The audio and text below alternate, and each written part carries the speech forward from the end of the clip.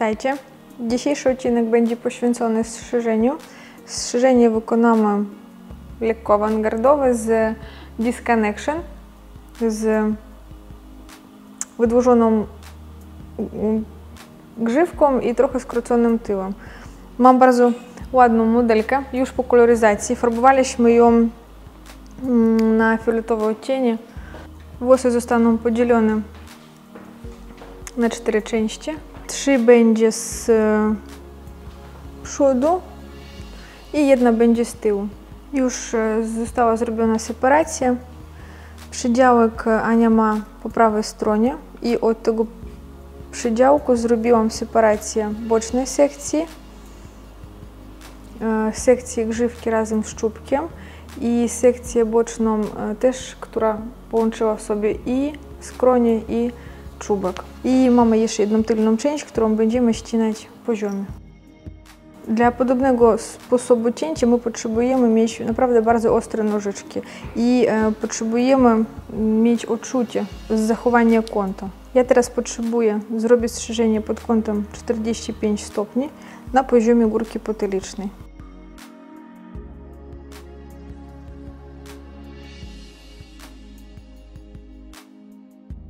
W ten sposób już od razu mogę wyznaczyć poziom objętości naszego strzyżenia.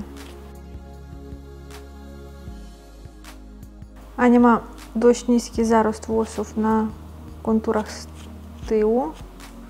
Postaramy się zachować długość włosów na szyi. Jedynie co muszę trochę zabrać z objętości.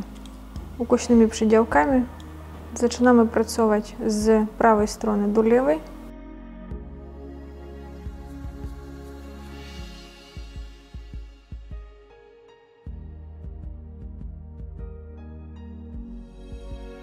Ok, i z lewej strony w prawą.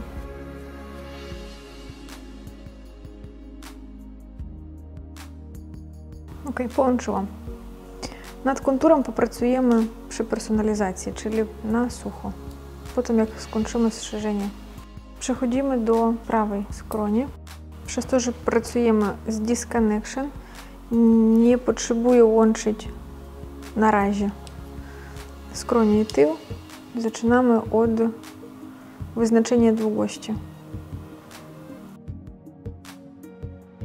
Ania prosiła zachować długą grzywkę, także my będziemy teraz ścinać włosy z zachowaniem długości grzywki trochę na ukos do twarzy.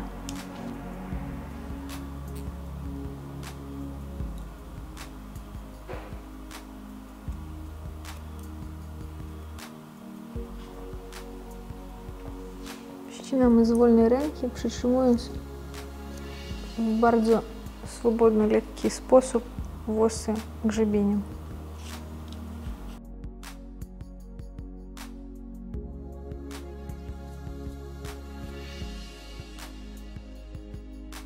Projekt tego strzyżenia powstał bezpośrednio, kiedy zobaczyłam na żywo moją modelkę, kiedy pogadałam z nią o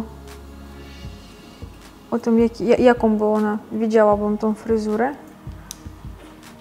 I już teraz ten projekt za chwilę zostanie zrealizowany. O tym, jak można projektować strzyżenie, dowiedzicie się Państwo na naszych kursach 5-dniowych w Opolu, w naszej akademii. Ok, z początku wyznaczyłam długość, teraz chciałabym trochę popracować nad gęstością tego pasma, czyli ja chciałabym go trochę zrobić lżejszym.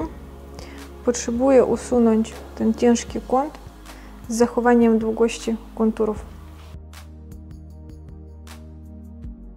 Wyznaczam pierwsze pasmo pamięci.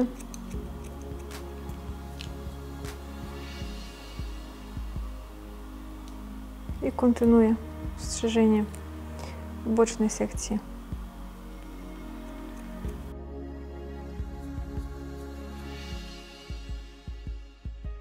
Precyzja strzyżenia to jest sukces. Pilnujemy przydziałków, akuratności, precyzji w tych przydziałkach. Pilnujemy kąty i kierunki, w których pracujemy. Ostatnie pasmo na skroniach odczesujemy od konturów wewnętrznych dla zachowania gęstości tych konturów na skroniach.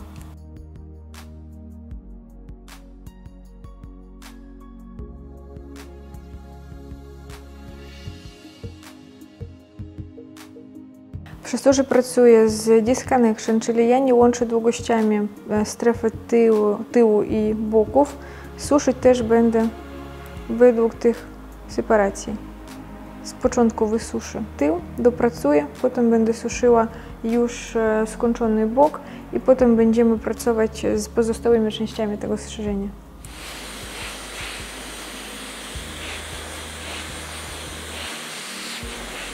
Ok, już wysuszyłam tylną część.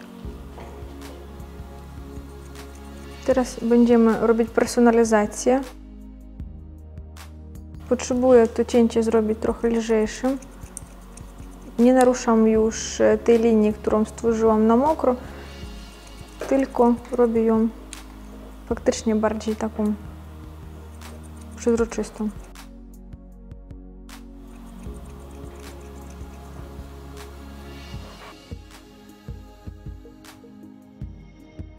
Tam, gdzie mam do czynienia z włosami krótkimi, mogę zamiast degażówek zastosować zwykłe nożyczki, ale w ten sposób.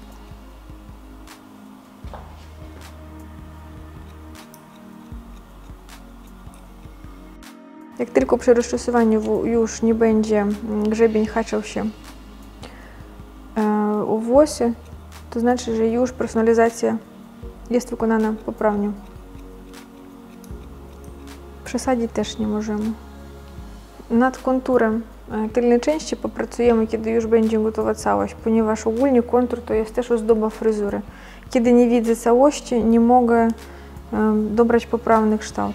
Także z początku strzyżenie, potem kontury. Ok, teraz suszymy boczną część.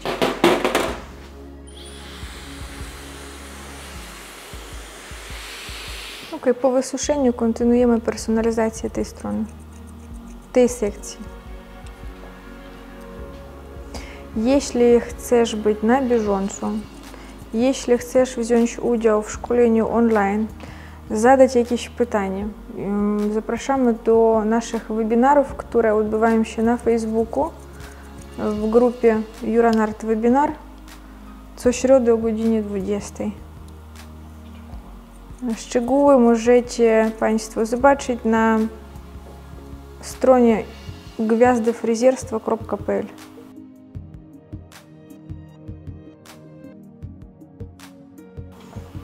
Tak samo kontur zostawimy już na sam koniec. Jeśli potrzebuję trochę zabrać z objętości, mogę to zrobić w ten sposób.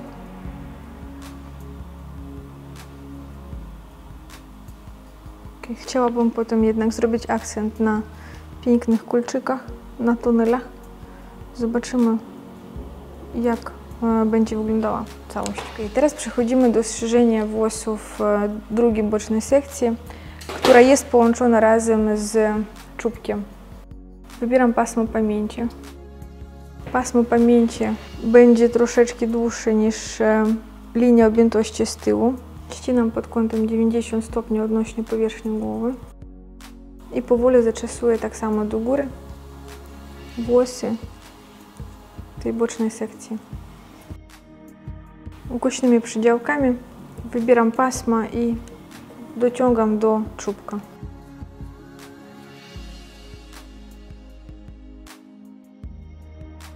Ta strona będzie trochę dłuższa ze względu na wydłużoną grzywkę, ale z długości bezpośrednio skroń postaram się za bardzo nie odchodzić.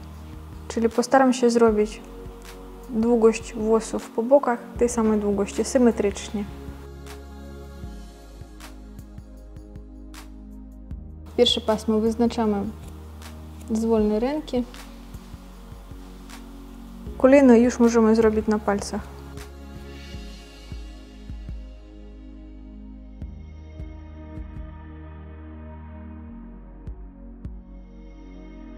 Ta część już została wycieniowana, także ja ją tylko wysuszę i też dopracuję. Ok, teraz po wysuszeniu powtarzam te same kąty i kierunki, które robiłam na mokro, dla uzyskania lekkości tego strzyżenia już na sucho.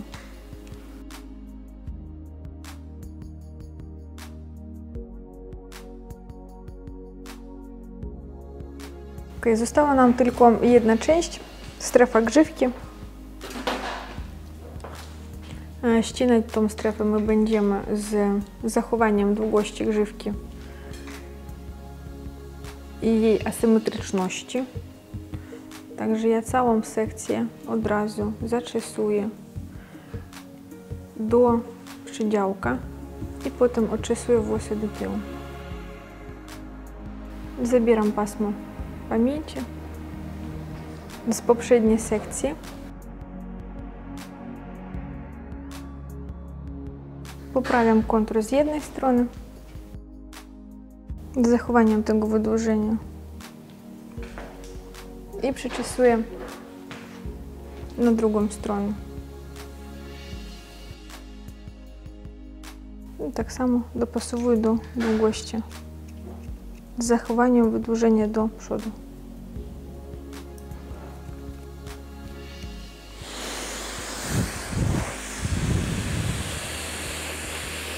Wracamy do personalizacji. Już nam zostało popracować tylko i wyłącznie nad grzywką. Dla uzyskania naprawdę bardzo takiego dynamicznego ruchu we włosach musimy dość mocno popracować nad personalizacją. Musimy faktycznie tą górną część zrobić bardzo lekką. Góra już nie wpływa na kształt, który stworzyliśmy na mokro. Kształt zazwyczaj budujemy z tyłu, z przodu raczej ozdoba. I ta ozdoba faktycznie ma być lekka. Włosy mamy gęste, włosy muszą ładnie się prezentować, włosy muszą lekko się układać, także w tym momencie personalizacja jest najbardziej istotniejszą rzeczą.